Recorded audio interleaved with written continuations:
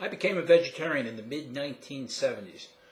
Worst conscious dietary decision I ever made in my life. It almost killed me. But the country right now is moving toward vegetarianism. Our doctors, our dietitians, the government, everybody's moving towards vegetarianism as if it's the healthy way to go, the healthy way to eat. And it's not. It's not a direction you want to go. What I wrestled with over the years is, why did everybody become so convinced that vegetarianism was good for us? So I met with a retired anthropologist that has written quite a few books up in New York City years ago now. And he told me I should read the work of Dr. Marvin Harris. And I bought Harris's book, Cannibals and Kings, and I was reading it on an airplane, and the explanation hit me right in the forehead. Why it happened that we came to believe that eating meat and fat was bad for us and eating vegetables was good. And Harris describes the story of how the state societies were gaining in population number and we were beginning to run out of meat.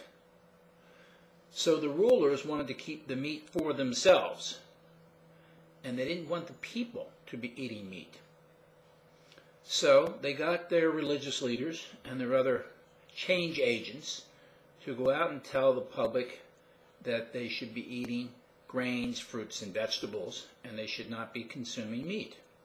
This was the only way that they could generate a powerful enough message that would cause the people not to eat their beloved meat, because they loved it too. But when they brought in the religious idea, that was the way to go. Now, in India, they don't kill cows. And that was an economic reason too, because you tilled your land with a cow. So if you killed your cow and ate it for meat, then you couldn't farm, and you'd lose your farm. So it was a sad thing. And so that's the primary injunction, shall we say, that's used to tell us not to eat meat. It's almost like having an infected gene, in a sense, because it just reverberates in our ear that we shouldn't eat meat because it's against God, it's satanic, and it's all these negative, bad things. But that's the only way the establishment or the rulers could tell us not to eat meat, to convince us to leave the meat alone so they could have it for themselves. Now, of course, that isn't true any longer today, because all the rulers today are becoming vegetarians too. So the vegetarian movement is a powerful movement. It's a movement in the absolute wrong direction.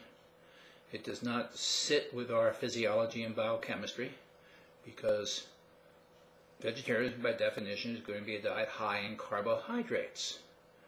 And the diet high in carbohydrates will convert a lot of that digested glucose or blood sugar into body fat and shut down the burning of fat, which is just a very problematic thing and is becoming recognized as one of the primary causes of obesity. I'll be coming out later this year with a book on that topic, the importance of the mitochondria in the obesity epidemic. So, eat your meat, watch your vegetables and your fruits. They can really wreak havoc with your body. I'm Dr. Greg Ellis on the Roots of Vegetarianism.